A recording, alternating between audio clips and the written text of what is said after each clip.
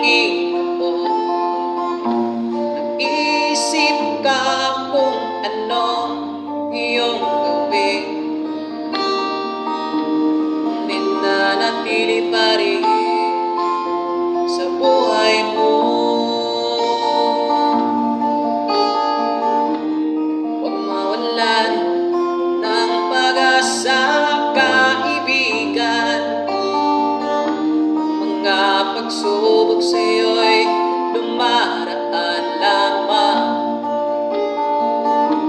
Asahan mong may handang tutulong sa'yo.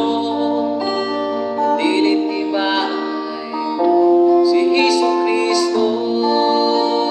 Sabi ng Panginoon, tumawag ka at ako'y sasagot sa'yo. Ako'y magpapakita ng mga bagay na di mo pa nakita.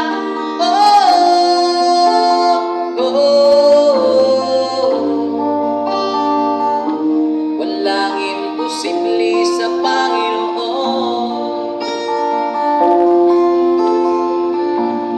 Bakit minsan kay dali nating lumimot sa Panginoon, sa oras na tayo'y sagana na?